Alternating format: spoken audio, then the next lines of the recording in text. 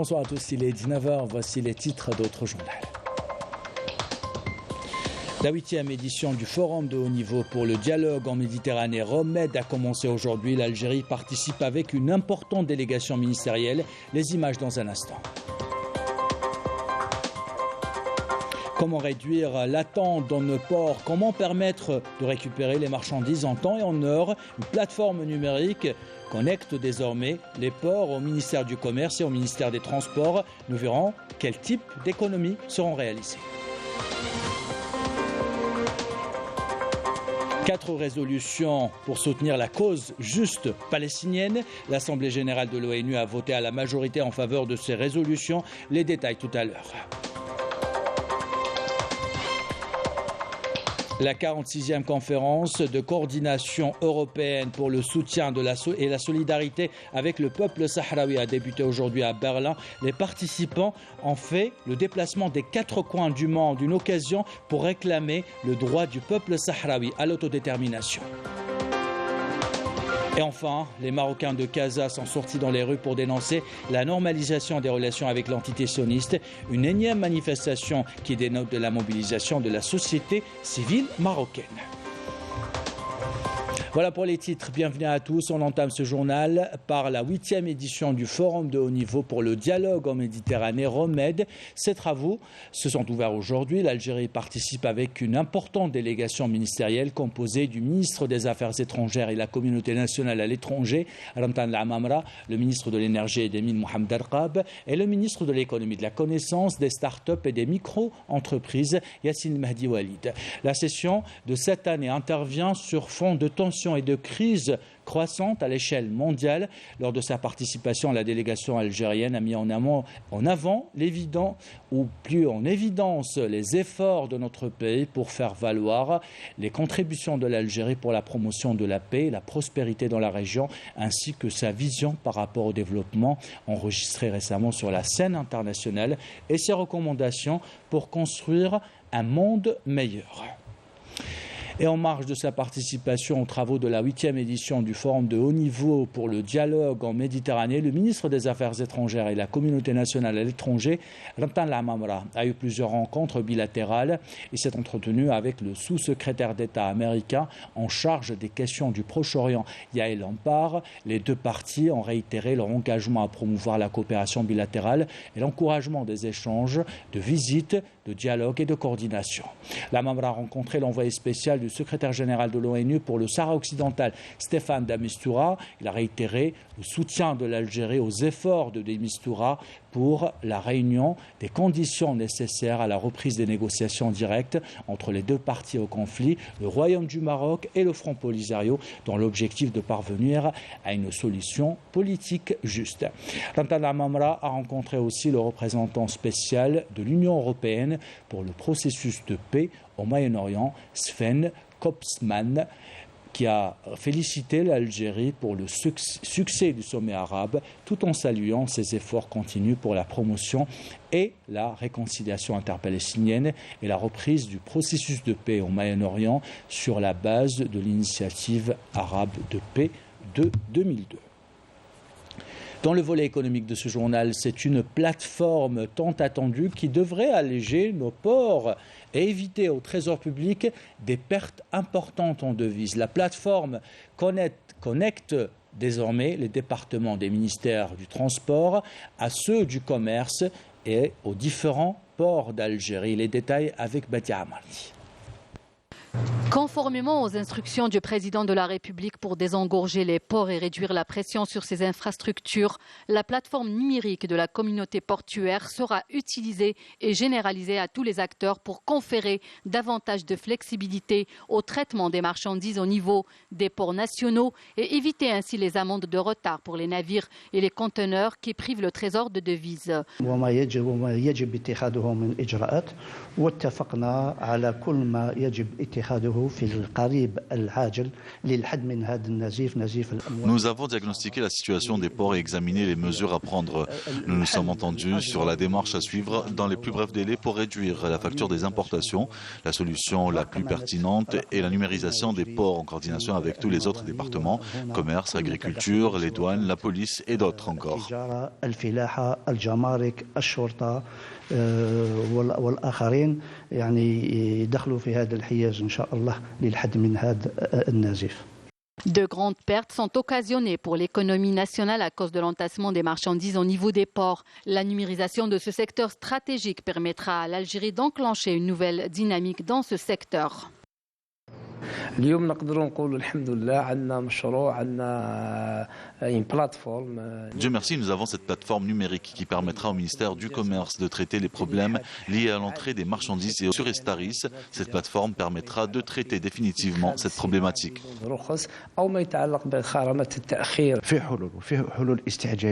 Il y a des solutions d'urgence, particulièrement la numérisation de la gestion de tout ce qui a trait aux conteneurs et aux navires au niveau de tous les ports à travers le territoire national. Nous espérons que ces résultats aboutissent à court terme une fois tous les points faibles maîtrisés. La plateforme numérique de la communauté portuaire garantira l'échange numérique instantané et sécurisé de l'ensemble des données et des documents entre tous les acteurs et les opérateurs, y compris les administrations chargées du contrôle, les services des douanes, les ports, les agents maritimes, les gardes-côtes, la police aux frontières, les sous-traitants et les banques. Elle assurera aussi toutes les prestations de façon régulière, 24 heures sur 24 et 7 jours sur 7. La plateforme offre de nombreux autres avantages au profit des opérateurs économiques, notamment l'amélioration de la cadence de transit des marchandises dans les ports. Et du commerce à l'agriculture, allons à Batna découvrir ces 10 variétés de pommes, ces étendues de pommiers. La production de cette année a dépassé les attentes et ce malgré quelques problèmes récurrents dont souffrent les agriculteurs comme le manque d'eau pour l'irrigation. C'est un commentaire de Melika Bellel. Classée première au niveau national, la wilaya de Batna produit depuis quelques années 20 variétés de pommes. Un résultat atteint grâce à une extension de vergers de pommiers dans la wilaya.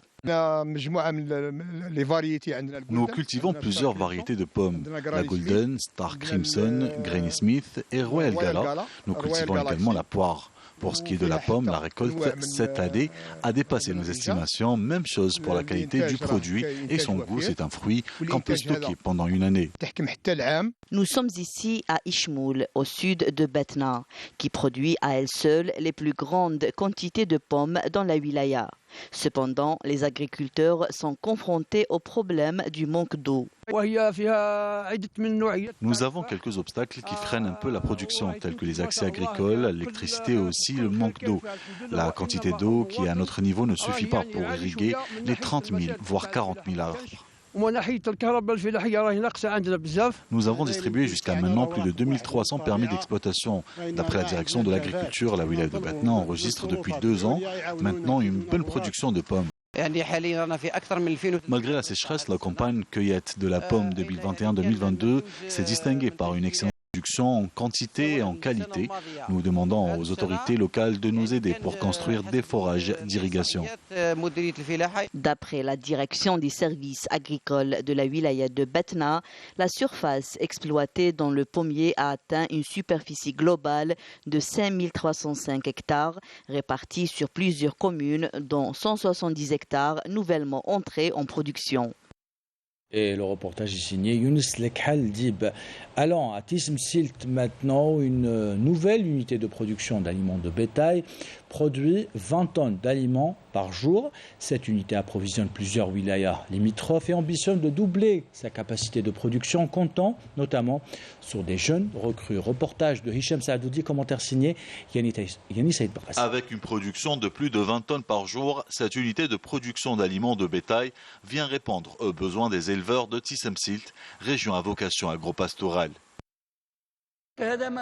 Cette usine a une production importante d'aliments de bétail, soit 20 tonnes par jour, de quoi répondre aux besoins de toute la région et avoisinante.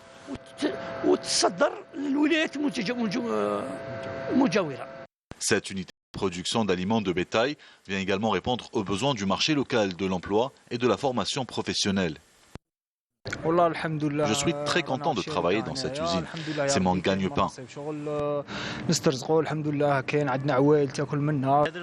Nous sommes plusieurs jeunes de la région à travailler ici. Nous sommes contents.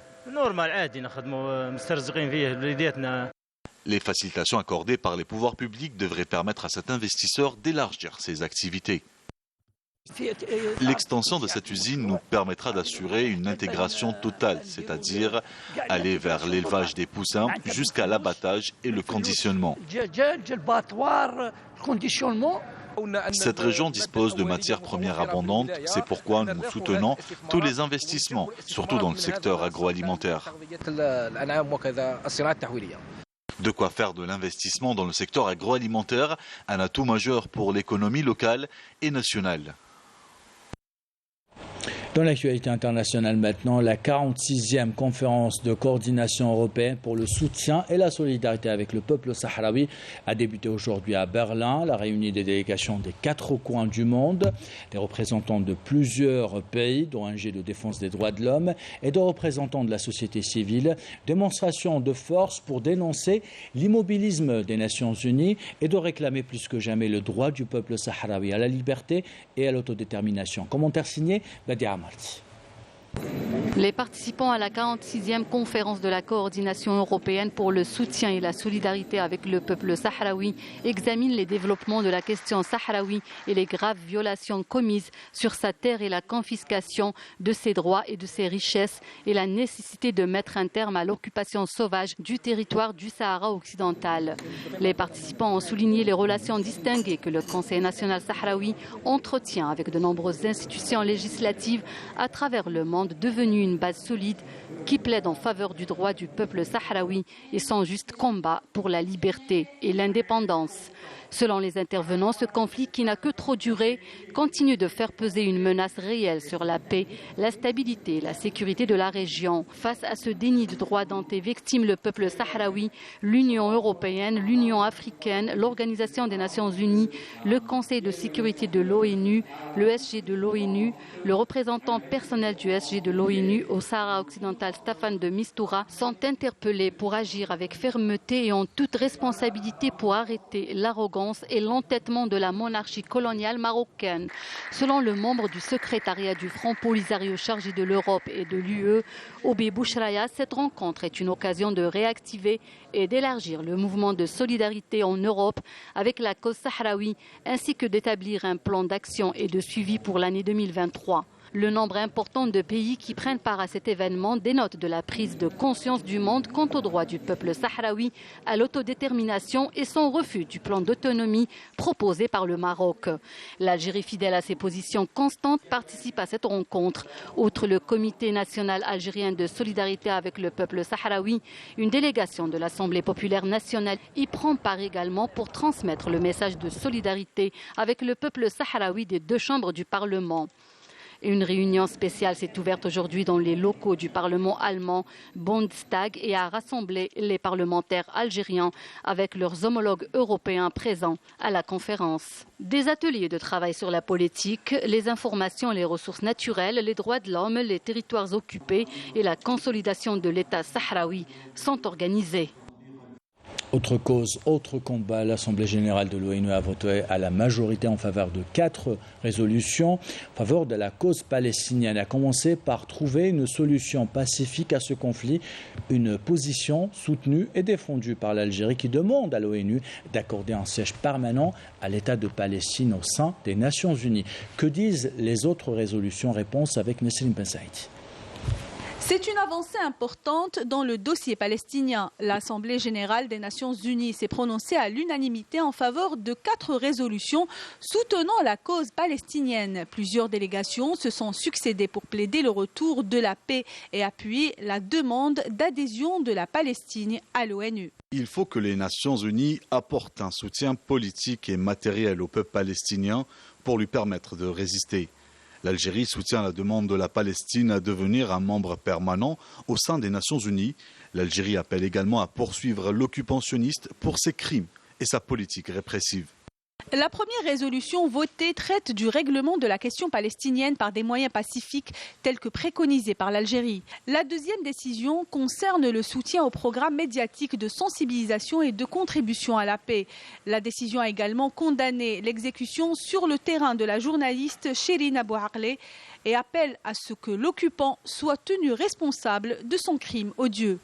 La troisième décision concerne le comité chargé de l'exercice des droits inaliénables du peuple palestinien. Quant à la quatrième résolution, elle prévoit l'organisation d'un événement important au sein de l'Assemblée générale de l'ONU en mai de l'année prochaine pour mettre la lumière sur les conditions et les souffrances que vit le peuple palestinien depuis son occupation. L'Assemblée générale a également adopté une résolution à la majorité appelant l'occupant sioniste à se retirer complètement du Joulen syrien occupé en application des résolutions pertinentes du Conseil de sécurité. Et la cause palestinienne s'invite dans les rues de Casablanca au Maroc. Chaque jour, les manifestants démontrent leur détermination à soutenir la cause palestinienne. Des centaines de manifestants du Front marocain de soutien à la Palestine ont battu pavé à Casablanca pour dire non à la normalisation avec l'entité sioniste et rappeler les expressions de solidarité exprimées par les peuples arabes lors du mondial du Qatar avec le peuple palestinien. Commentaire de Malika Mellel.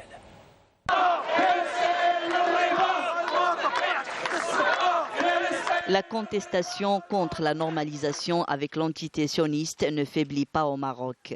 Un rassemblement massif devant le Parlement arabe a été organisé après une journée de manifestations à travers plusieurs villes. Casablanca, Marrakech, Meknès, Khouribga, Bni Mellel et Azrou.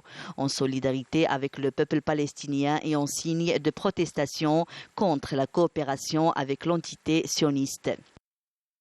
قلت خرجنا لنعبر عن هذا التضامن اللامشروط وكما قلت لبعض المنابر اليوم هذا الاحتفال عنده طعم خاص لأنه يتزامن مع كأس العالم المنظم في قطر واللي أعطى واحد البرهان قاطع على أنه مهما طبعت الأنظمة ومهما طبعت الدول الشعوب اختيارها واضح وكل الشعوب اليوم مجتمعة في قطر ترفع الراية الفلسطينية وتدعم الفلسطينيين وتطرد كل من تجده حولها من صحفيي الكيان الصهيوني الغاشم المغتصب.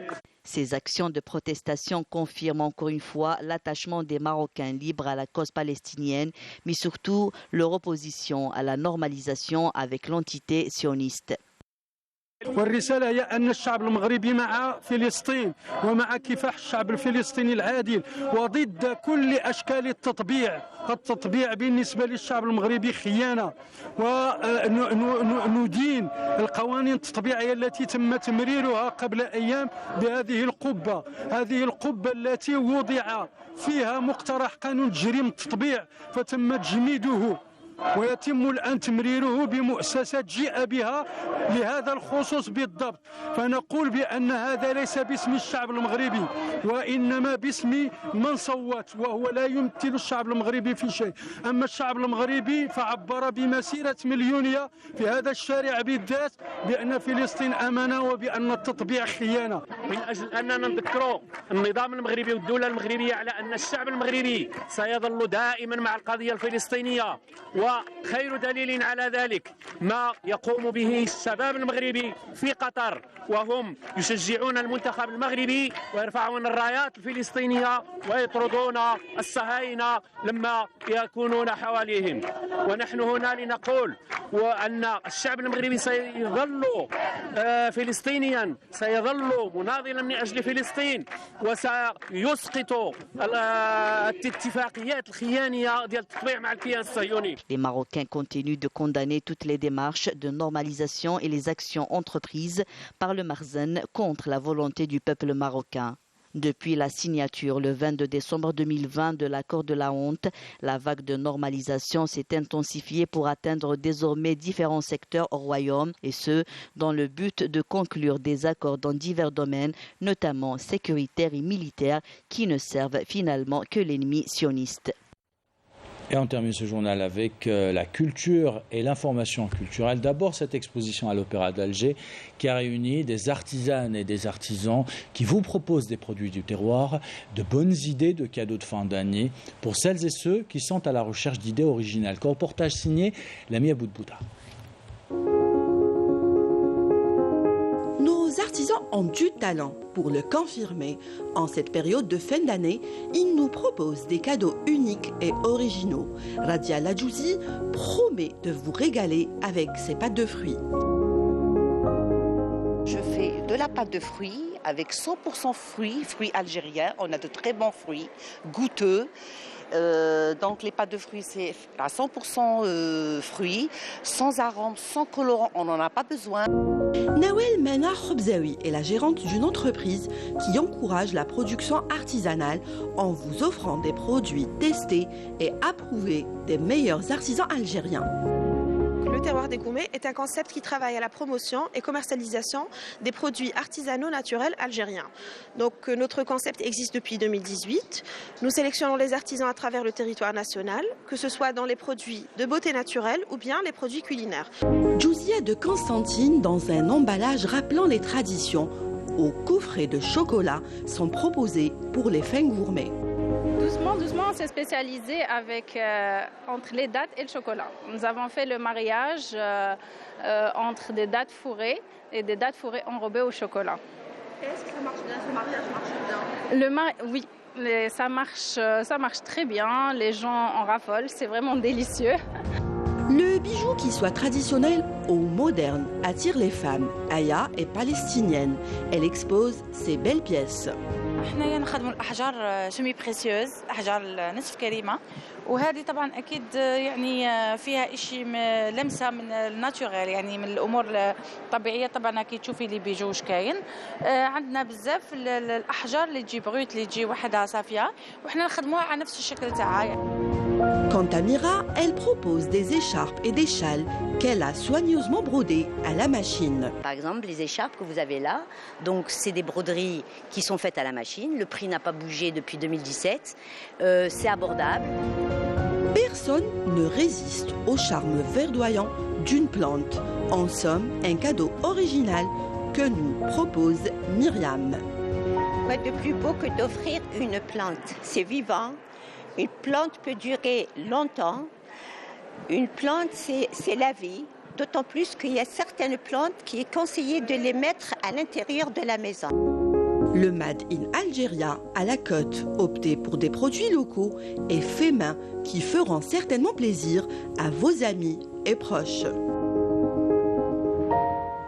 Voilà pour ces idées cadeaux. On termine avec la Coupe du Monde au Qatar. La Corée du Sud s'est imposée devant le Portugal 2-1. L'Uruguay a dominé le Ghana 2-0. Ce soir, à 20h, la Serbie jouera contre la Suisse et le Cameroun affrontera le Brésil.